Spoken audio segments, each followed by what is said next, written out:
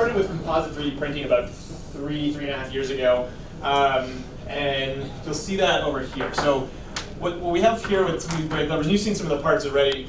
We started with printing, or started all of our parts with base nylon material. Nylon's a really tough engineering plastic. One of the biggest sort of complaints that you see with a lot of 3D printed parts is they're just not strong enough.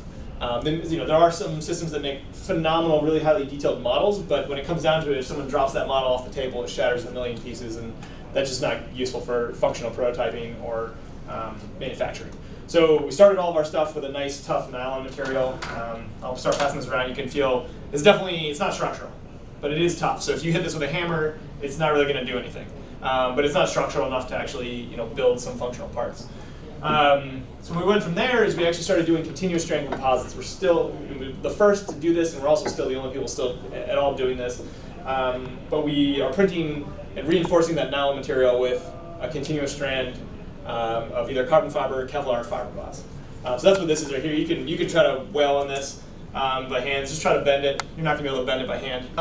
You've probably heard of a lot of our customers. This is just a small sampling set of them. Pretty much our customers are manufacturing everything you've probably come into contact with on a daily basis. And they're not necessarily using our technology for the end parts, but in many cases they're using a lot of our technology in their factories to become more efficient, to save money on manufacturing, and just to overall be more successful. Is a Mark II like top of the line? Mark II is what we consider a workhorse printer. It's not the top of the line as far as size or functionality, but it's probably the best value we have.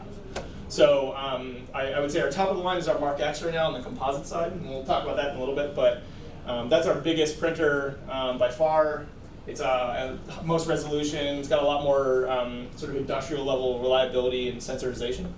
So it basically takes what's already an awesome platform and makes it just even easier to use and more automated.